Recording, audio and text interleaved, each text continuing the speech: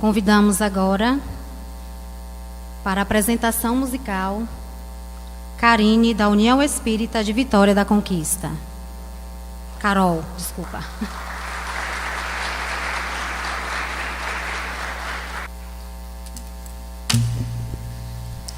Boa noite a todos, que a paz do Cristo esteja conosco, hoje e sempre.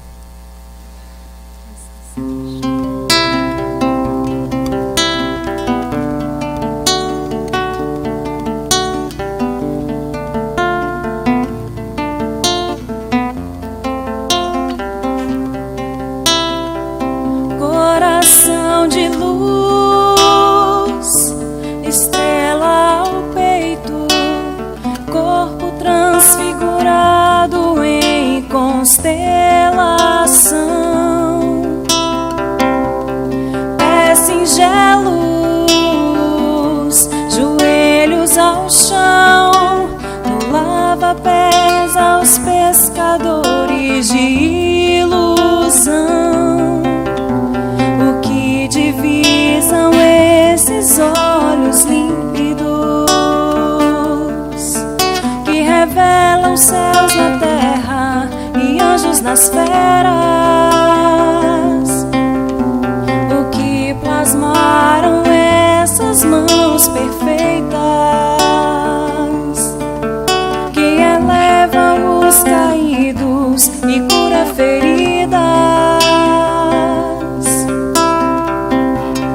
Fronte de anjo alteia a virtude, captando as divinas revelações.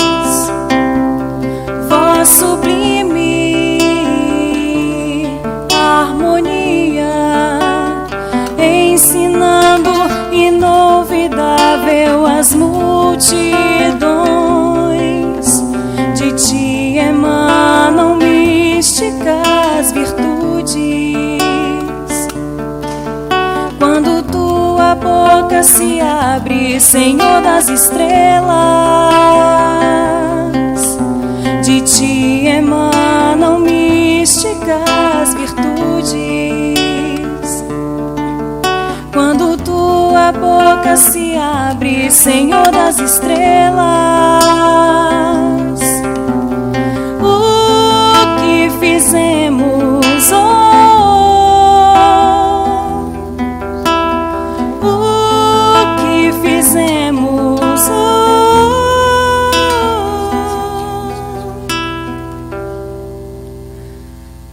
trespassamos o coração, perfuramos os pés e as mãos, surramos os olhos, espinhamos a fronte altiva e quisemos calar a voz do Senhor das estrelas.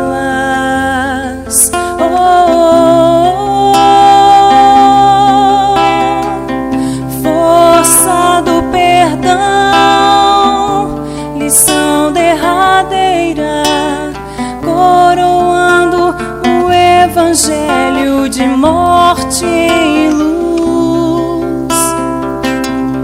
Questão de tempo, o tempo da paz que vibrou nas oliveiras e fulgurou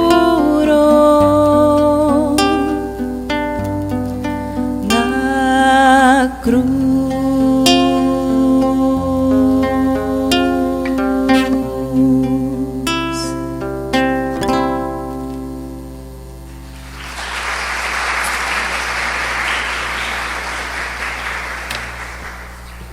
Chegou-nos um comunicado a respeito dos celulares.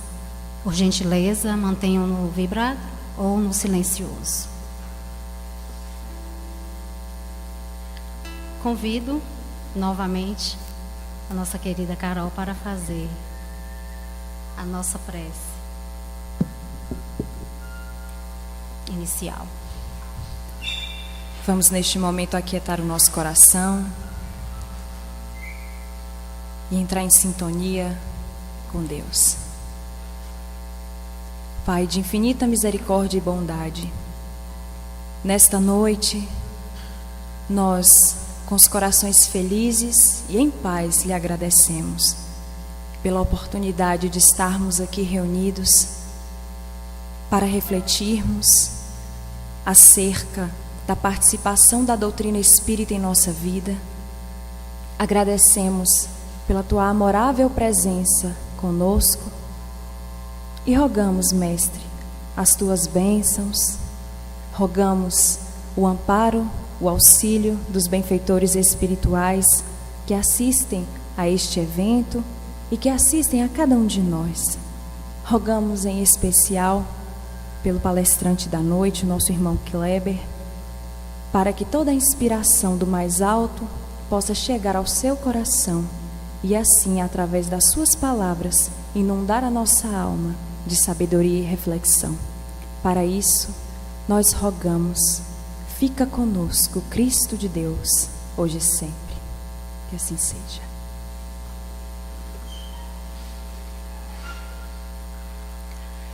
Engenheiro civil, diretor da Sociedade de Estudos Espíritas de Vitória da Conquista, da União Espírita de Vitória da Conquista e coordenador do Conselho Regional Federativo da 10ª Federação Espírita do Estado da Bahia. Convidamos o palestrante da noite, Kleber Flores.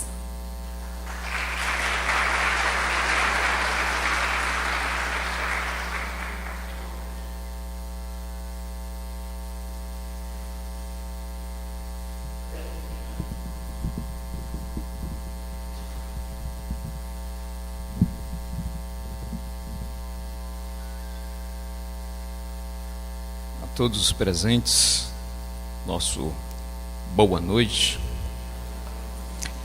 e que a paz do Mestre Jesus, este Consolador por excelência, possa estar sempre presente no coração de cada um de nós. Hoje nós estamos aqui na segunda noite da 23ª Semana Espírita de Livramento.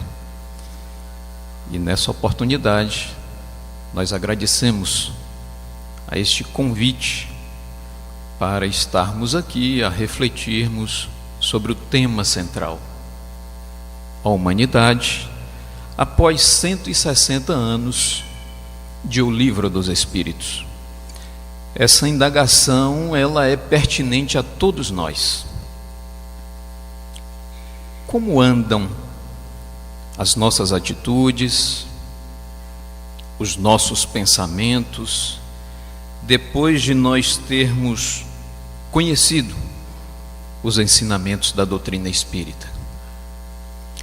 Isso, de alguma forma, modificou a nós, modificou as nossas atitudes, modificou os nossos pensamentos. Eu já tenho consciência da imortalidade da alma. E diante dos desafios que todos nós enfrentamos na atualidade, desafios dos mais diversos aspectos, como eu lido com isso? Como lidar com esta violência que aí está? Como compreender os desafios das relações sociais que nos são colocadas a todo momento? Como eu enxergo as dificuldades momentâneas? Porque se nós não tivermos um conhecimento, uma ideia da imortalidade da alma, se nós não tivermos consciência de que somos espíritos imortais, em um processo de crescimento, de mudanças, de transformações, como lidar com as situações atuais. É nesse sentido que a direção do evento propôs a nós refletirmos juntos sobre o que é arrependimento, expiação e reparação. Esse é o nosso tema. Estas são as reflexões que estão pertinentes a esta homenagem aos 160 anos de O Livro dos Espíritos. E digo mais ainda, essa temática não é para nós olharmos a individualidade alheia, não. Arrependimento, expiação e reparação é para todos nós. É para mim, é para você, é para quem está aqui à nossa direita, à nossa esquerda, para todos nós. Porque como espíritos imortais, em um processo de crescimento, de transformação, de aprendizado, de aprimoramento, nós, enquanto espíritos, pedimos a oportunidade de estarmos hoje nesta existência. E se nós pedimos, e se esta oportunidade nos foi dada, é porque nós temos algo a melhorarmos. Porque senão não estaríamos aqui. Estaríamos em mundos muito mais elevados. Mas antes de aqui chegarmos, fizemos um comprometimento no mundo espiritual, de arrepender daquilo que fizemos em existências anteriores. Pedimos a oportunidade expiatória para, por fim, ressarcirmos dos nossos erros. Então, o tema de hoje, ele individualmente chega ao coração de cada um de nós.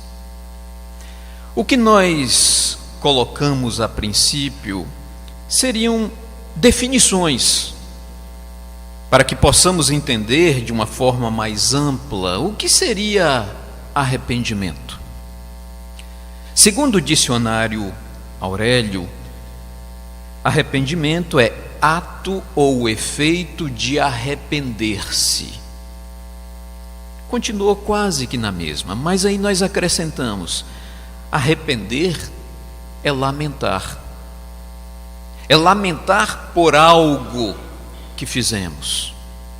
Às vezes é lamentar por algo que não fizemos, que deixamos de fazer. Arrependimento seria lamentar o mal que fizemos, ou a nós mesmos, ou a outrem. Isso é que é o arrependimento. Em muitas situações, esse arrependimento ele é colocado diante de situações como perdão, mas não é o aprofundamento do nosso caso. Seguindo a ideia, nós vamos encontrar a palavra expiação.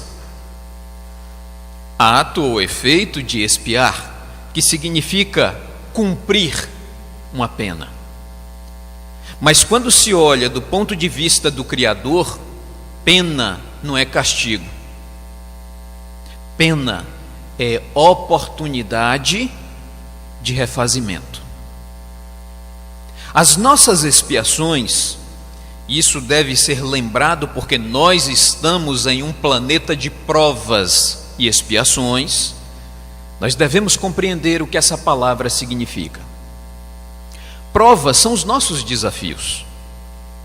Desafios terrenos. Nós estamos aqui em um planeta de provas. Prova nas convivências, nas relações. As provas, elas são mais simples. Mas quando se passa para a expiação, há um quadro de agravamento. Porque na prova, não se tem o sofrimento. Na expiação, tem o sofrimento. É um grau mais avançado. E se nós estamos sofrendo, não é castigo de Deus, são necessidades. E muitas das vezes, com o nosso consentimento, com o nosso arrependimento.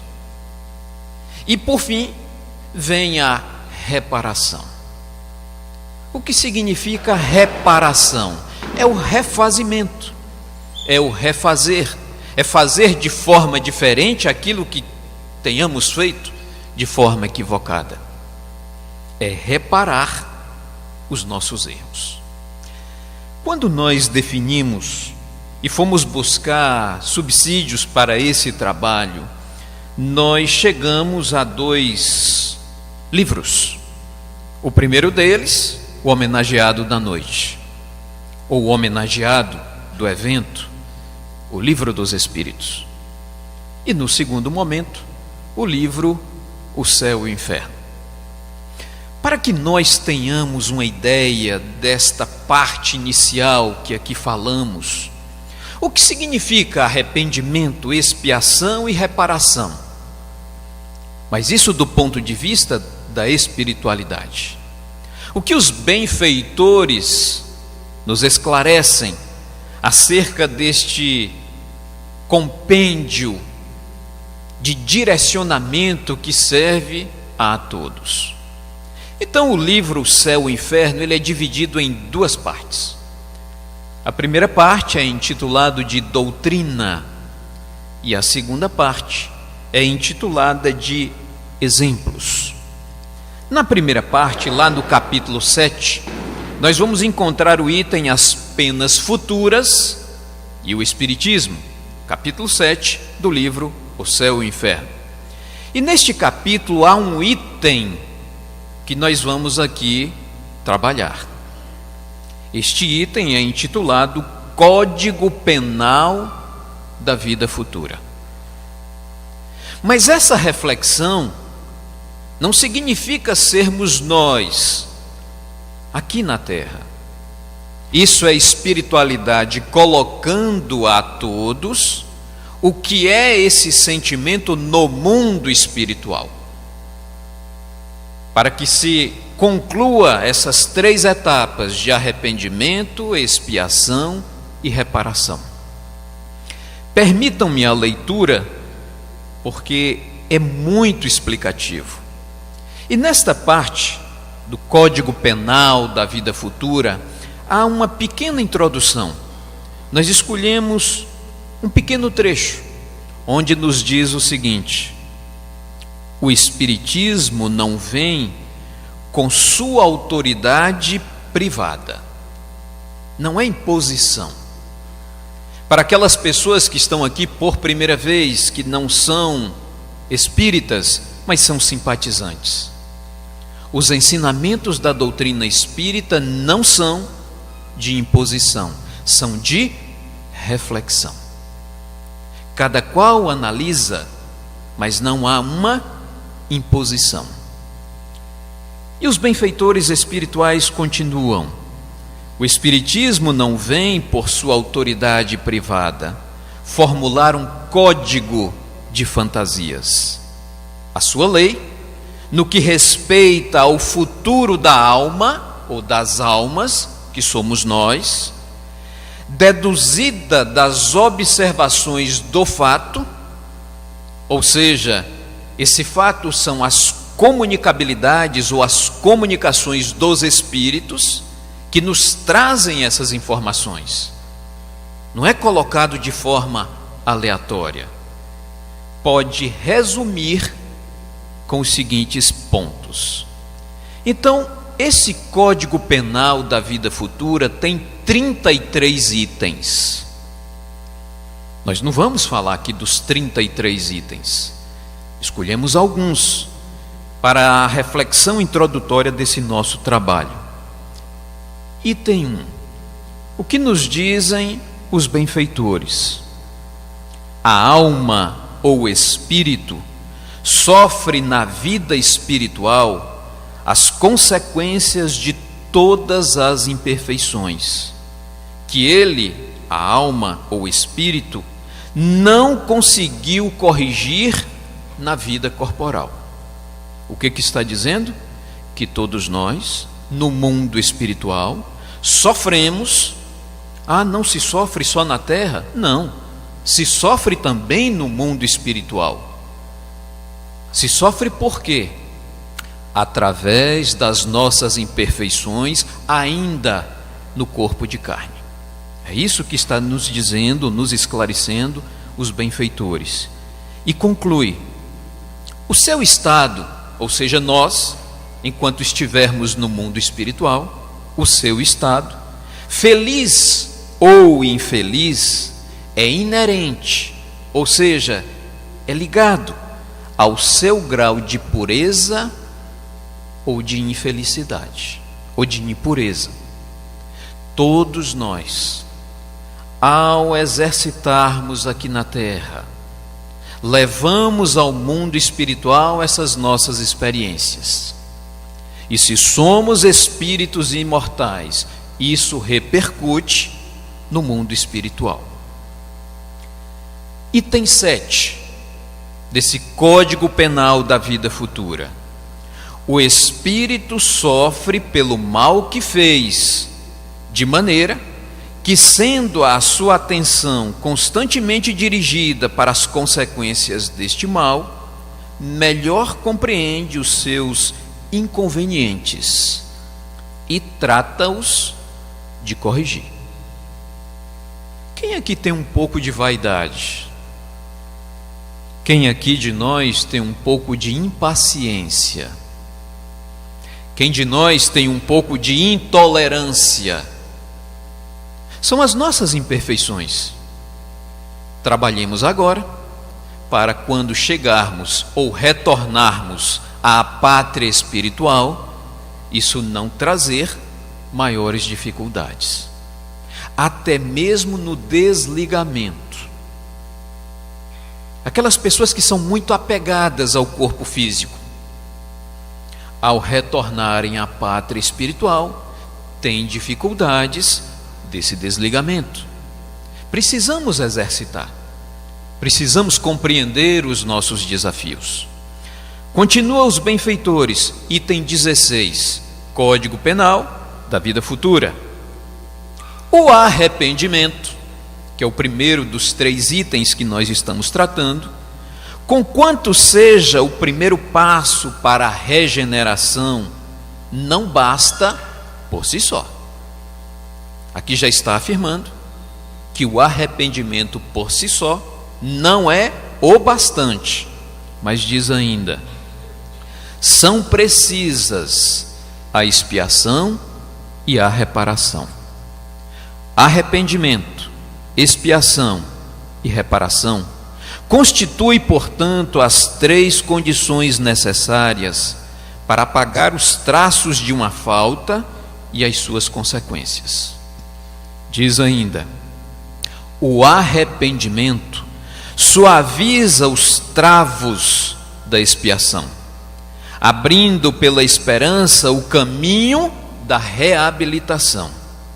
Porém, só a reparação pode anular o efeito, destruindo-lhe a causa.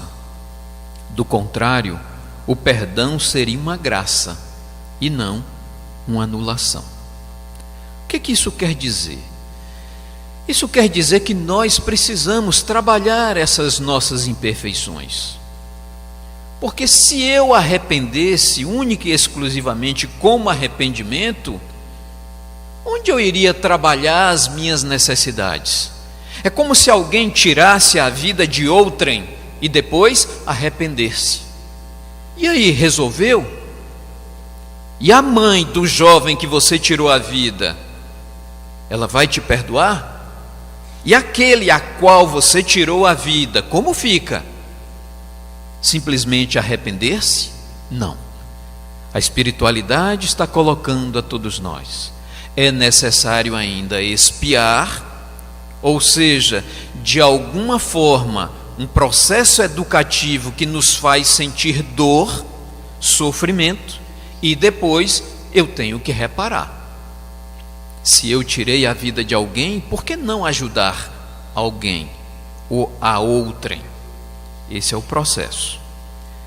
Item 17. O arrependimento pode dar-se por toda parte e em qualquer tempo? Se for tarde, porém, o culpado sofre por mais tempo. Até que os últimos vestígios da falta desapareçam, a expiação consiste nos sofrimentos físicos, mas também morais, que lhes são consequentes, seja na vida atual, seja na vida espiritual após a morte, ou ainda em nova existência corporal. A reparação, ela consiste em fazer o bem àqueles a quem se fez o mal. Isso é reparar. E nós podemos fazer as nossas reparações tanto no mundo físico, corpóreo, como também no mundo espiritual.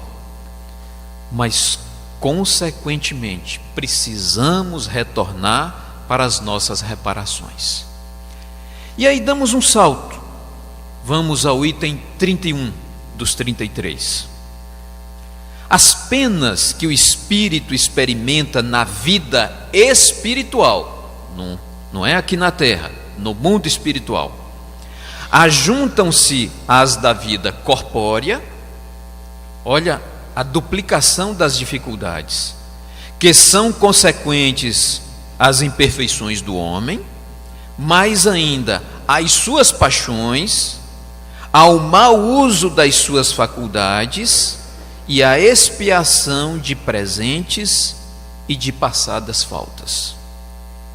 Tudo isso é acumulado e eu levo ao mundo espiritual. Todas as nossas imperfeições.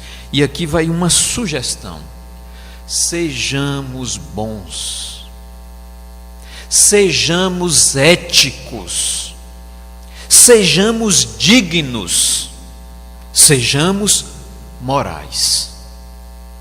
Porque a mínima das faltas eu levo ao mundo espiritual.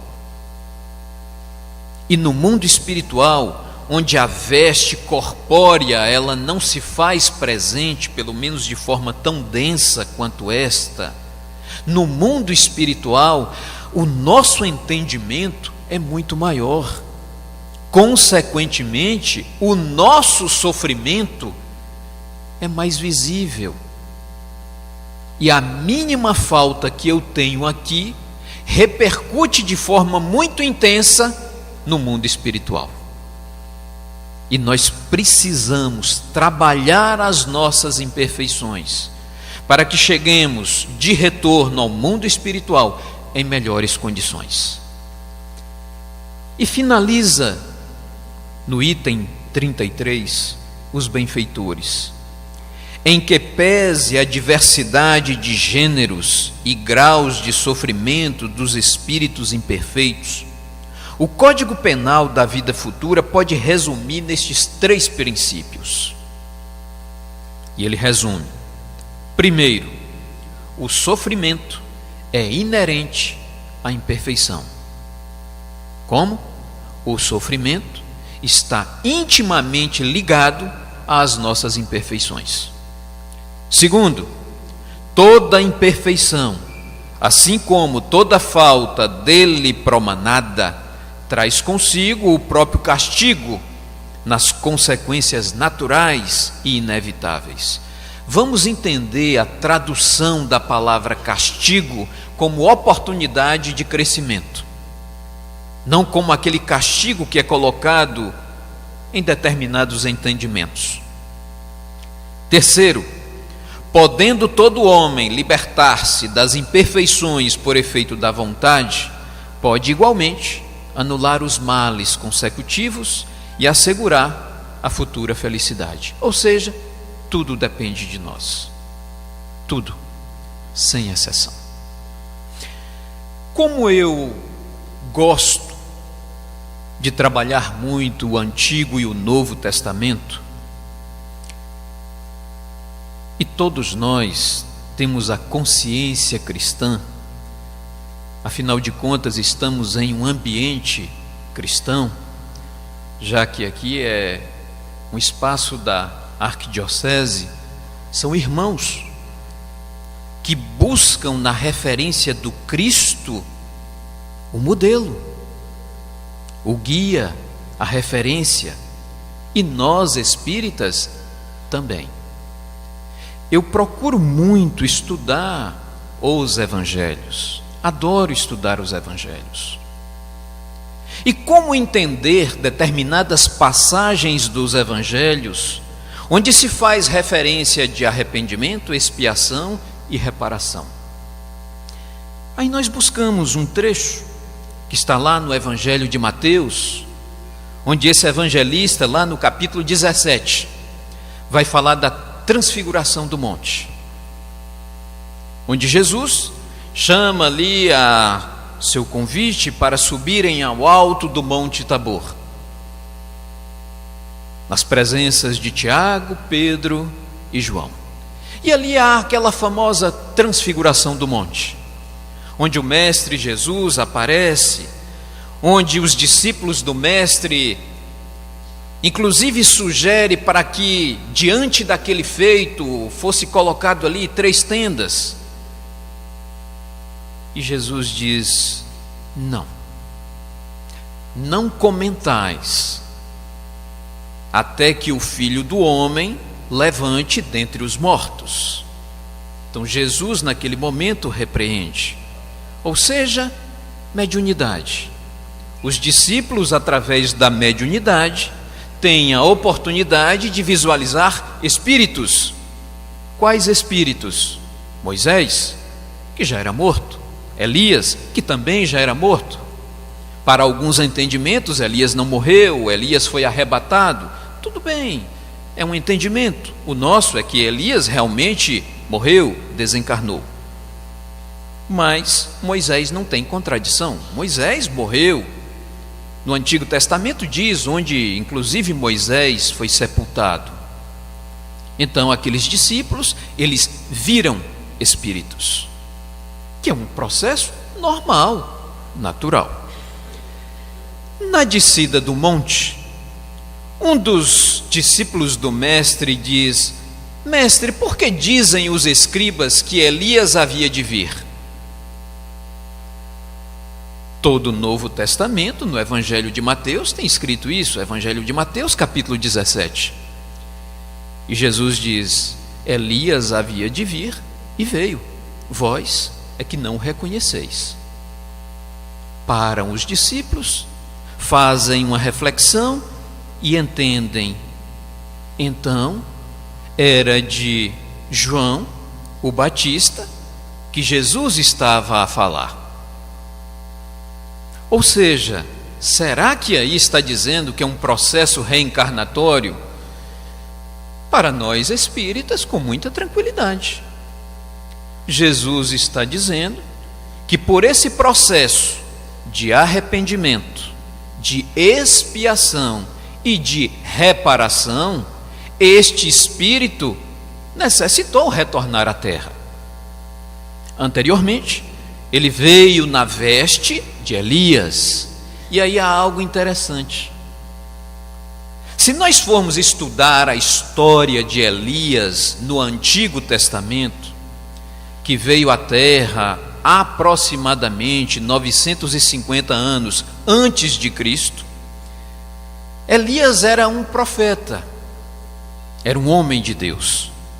E ele, naquela ocasião, só acreditava em um único Deus, o Deus de Abraão, o Deus único.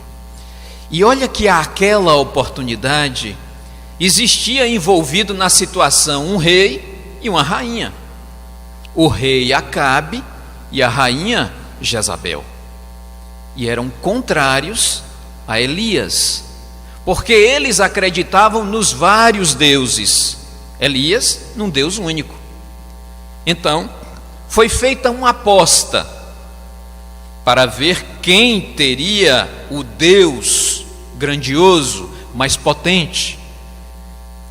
Então o rei Acabe e a rainha Jezabel pede para que os profetas de Baal fizessem uma fogueira, assim como Elias, e quem acendesse a fogueira primeiro com as suas preces e orações teria o Deus verdadeiro. Então os profetas de Baal giram em torno daquela fogueira, roda, roda, dança, e nada da fogueira acender. Veio Elias, faz uma prece a Deus, ao Criador, joga água na fogueira e faz uma prece. O que acontece? Pega fogo. E pegando fogo, diante de todas aquelas pessoas, ficou demonstrado que o Deus verdadeiro era o Deus de Elias. O que Elias faz? Mata todos os profetas de Baal. Como? Degolando as suas cabeças ao fio da espada. O que acontece com Elias posteriormente? Há uma narrativa no Antigo Testamento que depois Elias morre. Passa um período na terra e morre. Ao chegar no mundo espiritual, ele vai enfrentar esse código penal da vida futura. Ele vai passar no mundo espiritual por uma análise do que foi a sua existência terrena.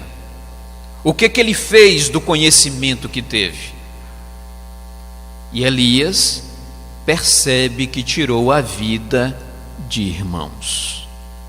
Apesar de entendimentos diferentes, mas ele tirou a vida de semelhantes. Obviamente, Elias teve vários processos reencarnatórios, porque ninguém muda de uma hora para outra. Se nós chegarmos aqui hoje e alguém que faça uso do fumo e você disser: olhe, fumar não faz bem à saúde, pare. Será que no outro dia a pessoa consegue parar só porque você pediu? Não. Alguém que é enveredado no uso da bebida alcoólica e você diz: tem que parar, você vai morrer se continuar no uso da bebida, a pessoa consegue parar só porque eu sugeri? Não. E quem tem imperfeições? E pessoas extremamente maldosas, e você disser: não faça o mal, só porque eu disse, ela vai mudar? Não. Precisa às vezes de uma encarnação, de 2 encarnações, de 3, de 10, porque se não fosse assim, Deus não seria justo, não seria perfeito, porque nada se dá por acaso, tudo tem um processo. E nesse processo vem este Espírito e recebe o nome aqui na terra de João o Batista, que veio depois de um arrependimento no mundo espiritual, pedir uma oportunidade, o quê? Expiatória, de refazimento, de auxiliar pessoas. E o que João Batista faz? Ensina as pessoas a fazerem o bem.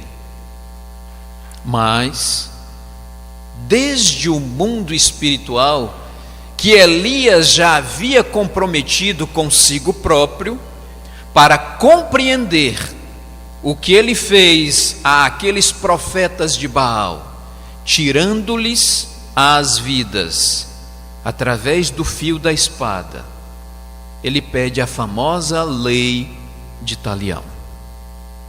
O interessante é que nós fomos aprofundar um pouco mais na lei de Talião. Normalmente a gente pensa na lei de um grande rei, e Talião não foi um grande rei. Existia um grande rei chamado Rei Hammurabi, que viveu aproximadamente 1700 anos antes de Cristo. E esse rei de Hammurabi criou o famoso Código de Hammurabi, onde existe até hoje uma pedra de diorito negro que está lá no Museu do Louvre, em Paris. E nesta pedra, nesse Código de Hammurabi, aparece a lei de Talião. Aí quando você vai no grego e pega a palavra lei de talião, a frase lei de talião, ela significa lex talionis, ou seja, a lei do tal qual. Então não é uma individualidade, é uma lei da reciprocidade, é a lei do tal qual. Eu matei, tem que morrer. Eu fiz algo a alguém, eu tenho que ser punido por aquilo. Isso é que é a lei de talião. Mas isso não é imposição na doutrina espírita. A doutrina espírita não fala mais alto a lei de talião. A doutrina espírita fala mais alto a lei de amor. Se eu tirei a vida de alguém, necessariamente eu não preciso morrer da mesma forma. Basta eu fazer o bem e eu cubro, ao que Jesus diz, uma multidão de pecados, fazendo o bem, não necessariamente passando por aquilo que eu fiz, o que os outros passassem. Mas Elias, hoje na veste de João, no mundo espiritual, ele pediu para que passasse por esse processo, para compreender, e a sua consciência está tranquila, livre de tudo aquilo que foi feito. Então, João Batista está vivenciando um período. No passado, Elias. Com quem? Rei e rainha, Jezebel e Acabe. Na atualidade, vivenciando um drama. Com quem? Com um casal de reis. Qual rei? Herodes, Antipas e Herodíades, que era casada com o seu irmão Herodes Filipe.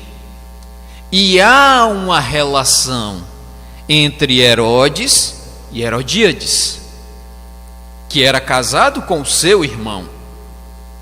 João Batista descobre, e João diz que aquela relação não deveria ser continuada. Herodíades então pede para que o rei Herodes matasse João Batista. Mate. E ele disse: não, ele é um profeta, é um homem de Deus. Acontece que no seu aniversário natalício, Herodes fez uma grande festa. E fazendo aquela festa, pede para que a filha de Herodíades dançasse, Salomé, e ela dança tão bem que encanta o rei Herodes. Ele a chama em meio àquele público e diz: tu dançastes muito bem.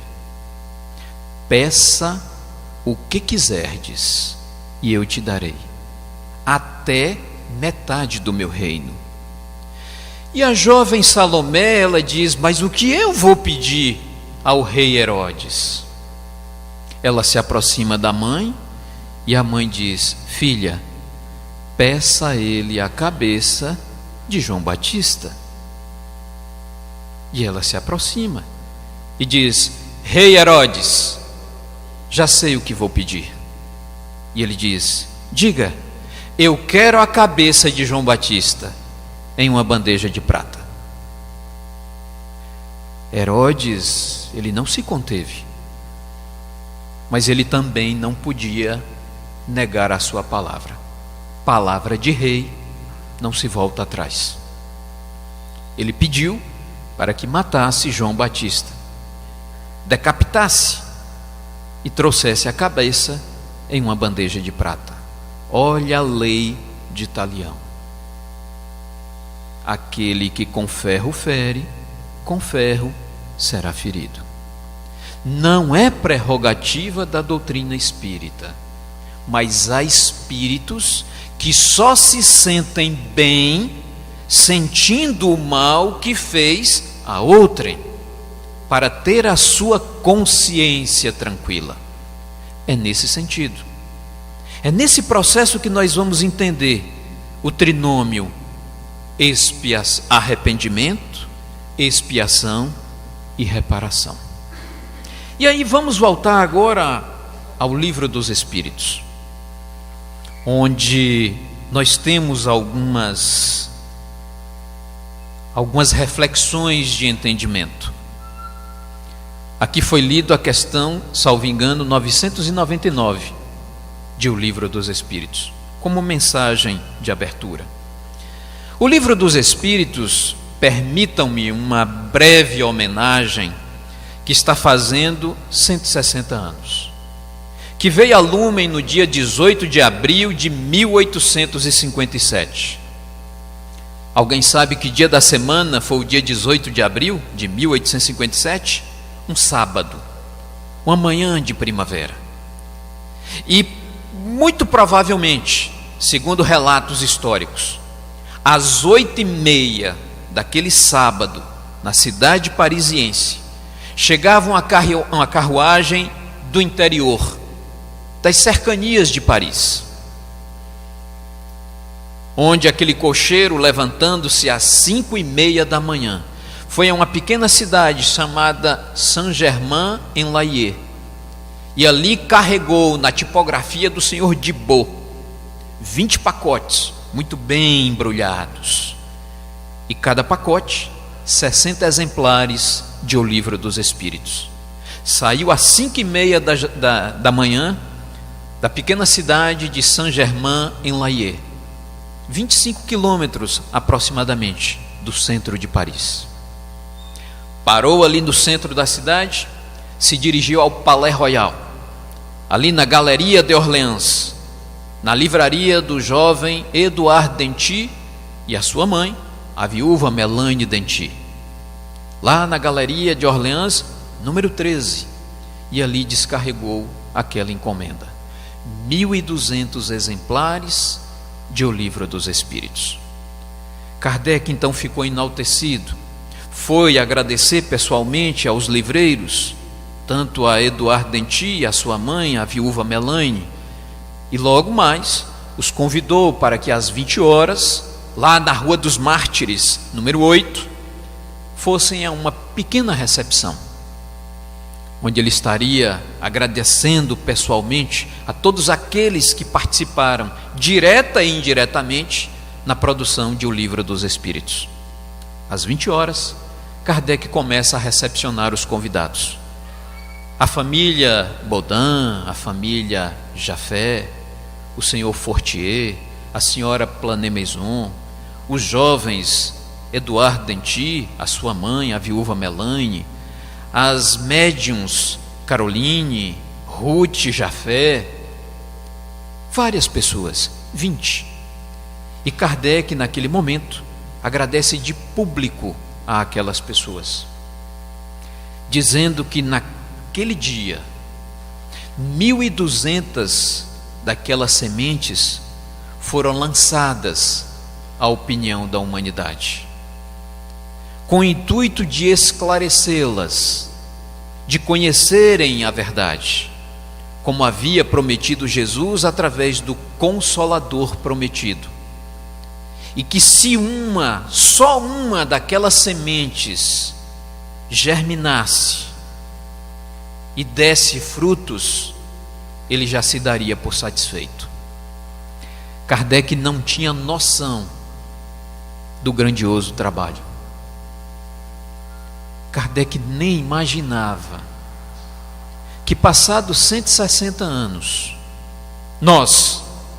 todos nós que aqui estamos, teríamos exemplares de O Livro dos Espíritos. E mais ainda, estaríamos todos aqui reunidos para estudá-lo. E hoje, ou seja, em abril deste ano, comemorar os seus 160 anos de existência. Isso é gratificante. Isso realmente nos esclarece, nos oportuniza a entendermos quem somos nós. Mas e referente ao tema arrependimento, expiação e reparação, o que o Livro dos Espíritos tem a nos ensinar? E aí pegamos algumas questões. No Livro dos Espíritos, lá na sua 4ª parte, que vai falar das esperanças e consolações, com apenas 2 capítulos, penas e gozos terrenos e penas e gozos futuros, Nesse capítulo nós vamos encontrar as questões de número 990 até a questão de 1002. A de número 990, Kardec questiona aos benfeitores espirituais: o arrependimento se dá no estado corporal ou no estado espiritual? E eles respondem: no estado espiritual. O nosso maior arrependimento é no estado espiritual. Porque, já coloquei anteriormente, estamos livres dessa veste corpórea que é densa e o nosso entendimento é mais amplo. Mas olha o que os espíritos nos esclarecem: no estado espiritual. Mas também pode ocorrer no estado corporal, quando bem compreendeis a diferença entre o bem e o mal. Se eu já tenho conhecimento do bem e do mal hoje, claro que eu posso me arrepender. Mas quando eu retornar ao mundo espiritual, essa consciência é muito mais ampliada. Questão de número 991.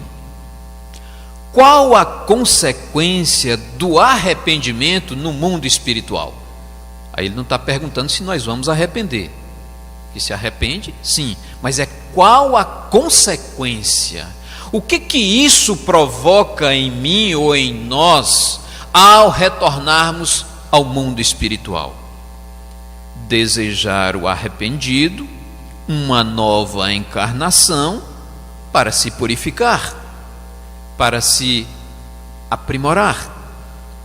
O espírito compreende as suas imperfeições, que o privam de ser feliz, e por isso aspira a uma nova existência em que possa expiar as suas faltas. É o que aconteceu com João Batista, ou com Elias.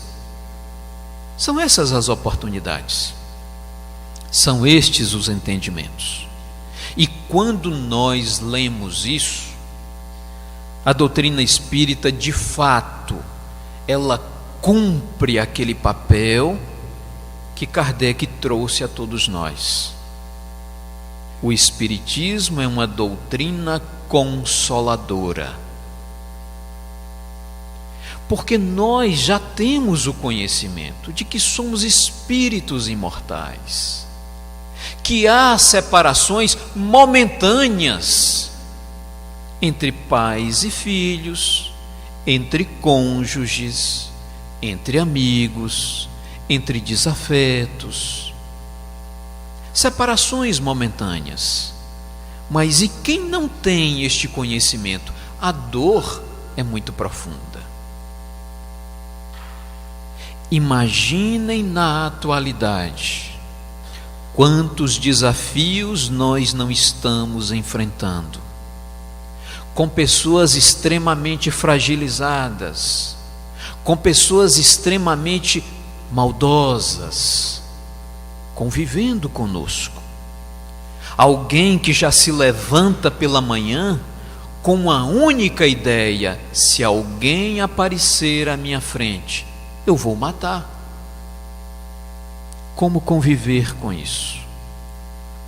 Como conviver com situações que ocorreu anteontem, ou talvez ontem, não tenho a certeza, no Rio de Janeiro, onde uma jovem mãe, grávida, foi alvejada por uma bala perdida.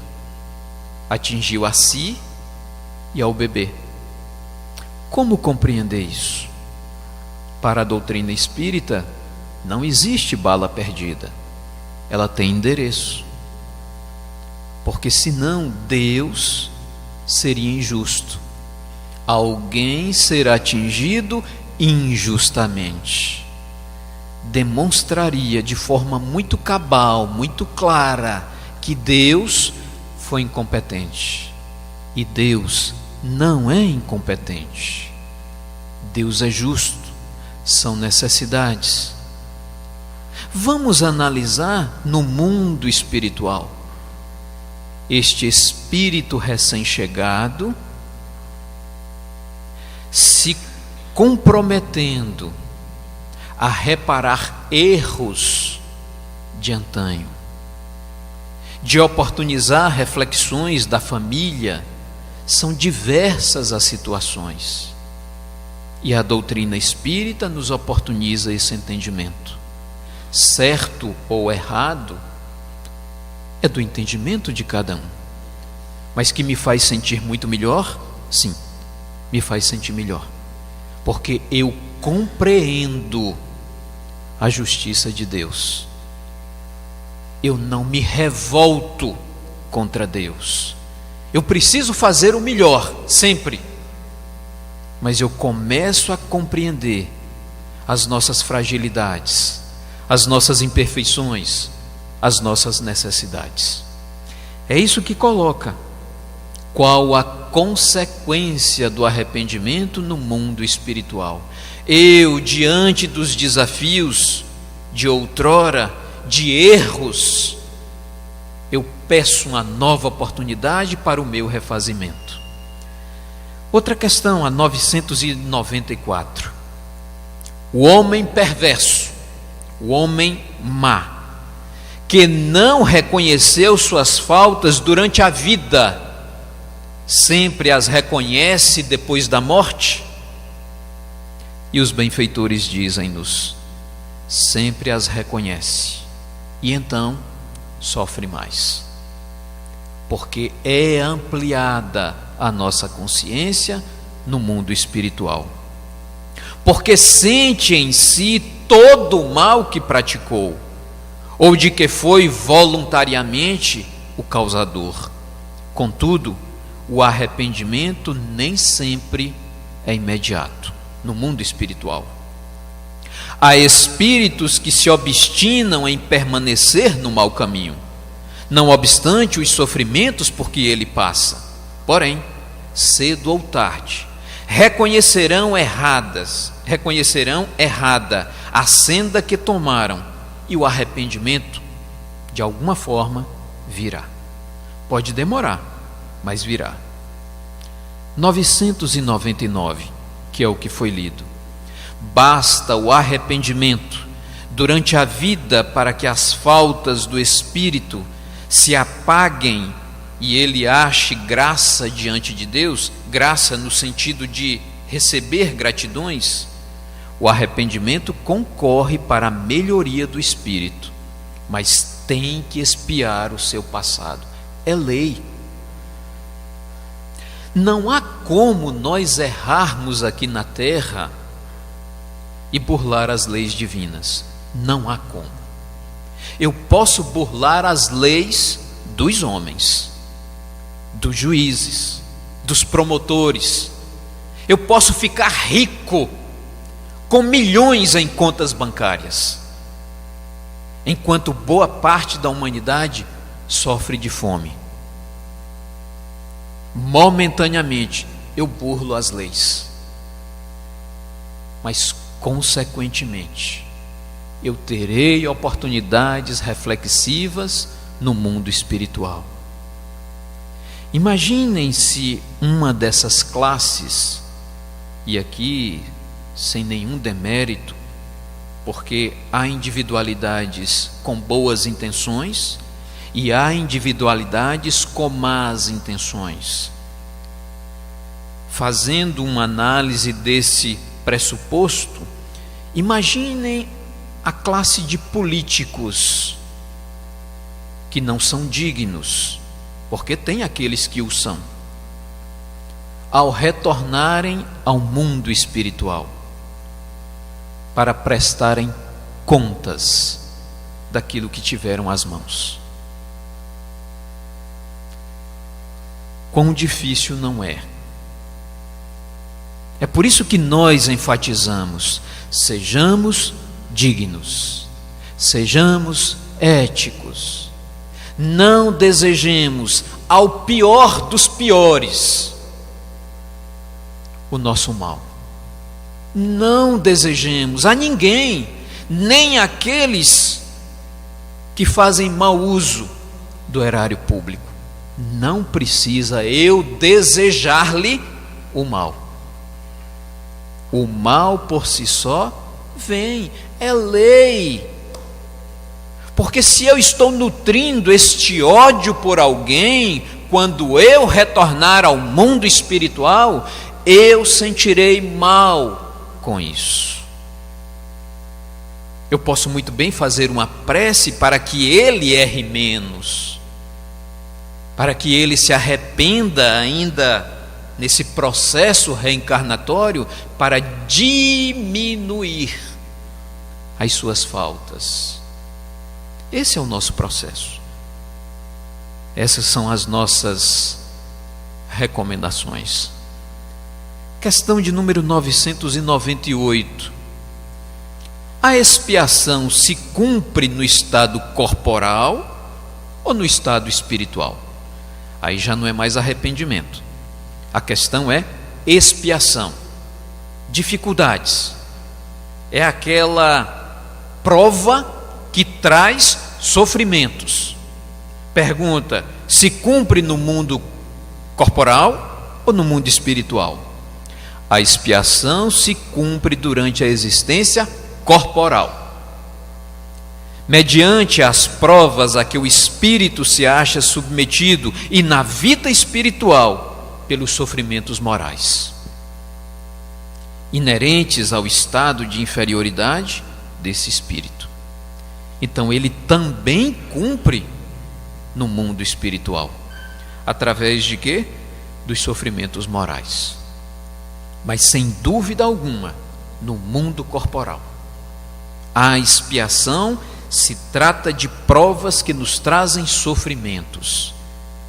E quantos há na humanidade que nascem com as mais diversas deficiências, com os mais diversos transtornos?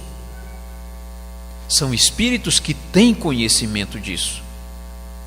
Ninguém vem em vão. Ninguém vem à Terra e dizer assim: meu Deus, eu tenho hoje um filho deficiente, porque Deus fez isso comigo. Deus não fez isso com você. Você se compromete no mundo espiritual a vir, e por um refazimento, por um ressarcimento, por uma reparação, você diz: venha, será meu filho, eu irei cuidar. É conhecimento, é lei de Deus. E não há nada melhor do que esse entendimento. Isso nos faz mal entender dessa forma? Não. Isso só nos dá a oportunidade de compreender Deus de uma forma mais ampla. Um Deus de amor, um Deus de bondade, um Deus de justiça, que não condena ninguém ao inferno eterno. Porque se Deus condenasse uma das suas criaturas ao inferno eterno, ele não seria Deus. Como existe um poema dizendo que uma mulher, ela chega diante do Senhor dos mundos. Não coloca a palavra Deus. Ela chega diante do Senhor dos mundos. E ao chegar, o Senhor dos mundos abre os braços e lhe diz: seja bem-vinda, minha filha. Tu que fostes uma grande mulher, uma grande mãe, que ensinastes ao teu filho tudo de bom.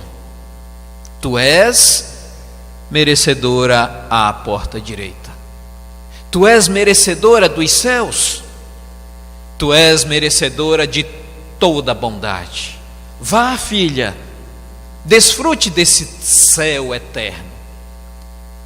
E aquela mãe, ela dá os primeiros passos, mas logo atrás dela, na filha, quem vem? O seu filho. O seu filho que ela ensinou com muito amor. O seu filho que ela ensinou com muita dedicação. Mas, pelo livre-arbítrio, pelas suas vontades, pelas suas imperfeições, ele não foi uma pessoa digna. Ele errou. ele matou, ele roubou. E aquela mãe, antes de adentrar àquela porta da direita, à porta dos céus, ela para ver o que o Senhor dos mundos iria dar ao seu filho. E ao chegar aquele jovem diante do Senhor dos mundos, ele também abre os braços e diz: ó filho, quantos erros não aprendestes com a tua mãe? Tu não és digno de ir aos céus. A ti, pelos teus erros, vais à porta da esquerda, às portas do inferno. Aquele jovem, ele baixa a cabeça e começa a direcionar. Aquela mãe, ela para: mas Senhor, é o meu filho. Não, mulher, tu és merecedora do céu, mas ele não fez por merecer. E aquela mãe volta diante do Senhor da vida e diz: Senhor, eu sou mãe, eu amo meu filho apesar das imperfeições, eu sou capaz de renegar o céu e ir até o inferno com meu filho. Se uma mãe é capaz de fazer isso, o que não é capaz de Deus fazer? Deus jamais condena as suas criaturas ao fogo eterno do inferno. Este fogo eterno do inferno é esse fogo consciencial das nossas imperfeições, que proporciona a todos nós o arrependimento diante dos nossos atos, e que, como espíritos imortais, temos sempre novas oportunidades para o refazimento. Estamos todos aqui na Terra, nesse processo de aprendizado, nesse processo de crescimento, de transformação, porque nós pedimos isso. Nós estamos aqui para refazimentos. Quantos desafios temos em família? Quantos desafios temos nas nossas relações profissionais? Quantos desafios nas casas espíritas que nós militamos, que nós trabalhamos? Mas sem dúvida alguma, é a grande oportunidade de crescimento. É a grande oportunidade de agradecermos a espiritualidade. É a grande oportunidade de agradecermos a Deus. Obrigado, Senhor.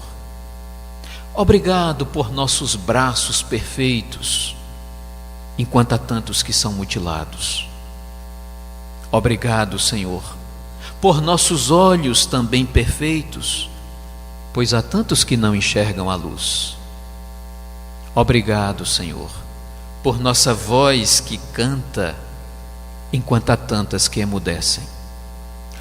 Obrigado, Senhor, por nossas mãos que trabalham, enquanto há tantas que estão a pedir. Como é maravilhoso, Senhor, poder ter um lar para voltar, enquanto há tantos que não têm para onde ir. Sorrir, enquanto há tantos que choram. Sonhar, enquanto há tantos que têm pesadelo. Amar, enquanto há tantos que odeiam. Mas acima de tudo, Senhor, viver, porque há tantos que desistem antes mesmo de nascer. Muita paz.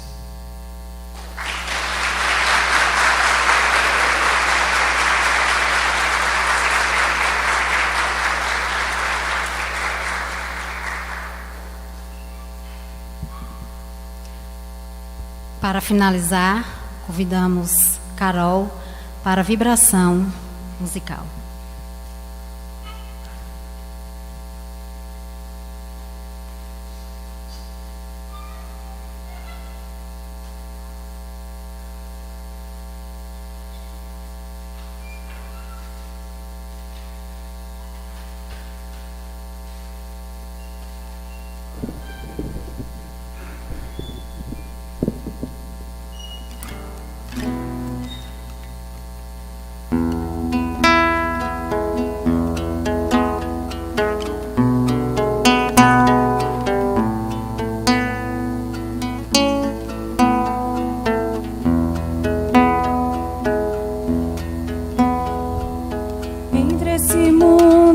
apodrecimentos e a vida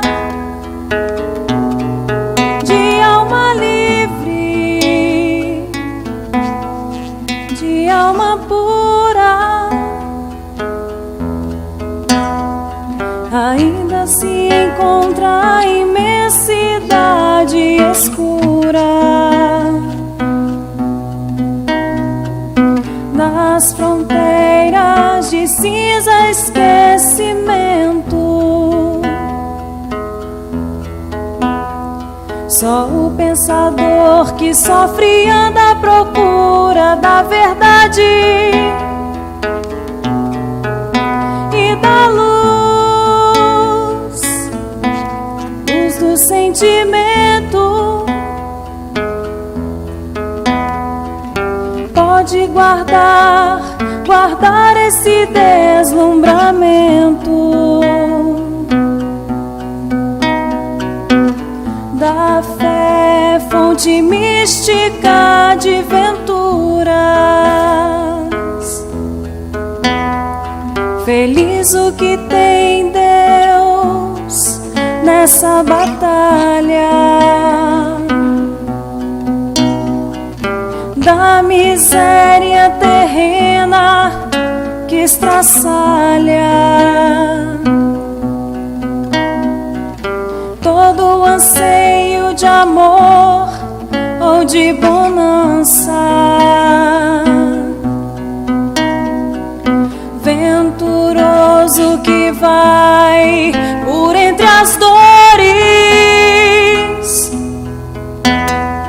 atravessando o oceano de amargores, no bergantim sagrado da esperança. Feliz o que tem Deus nessa batalha da miséria terrena que estraçalha todo o anseio de amor ou de bonança. Venturoso que vai por entre as dores, atravessando o oceano de amargores, no bergantim sagrado da esperança. No bergantim sagrado da esperança. No bergantim sagrado da esperança.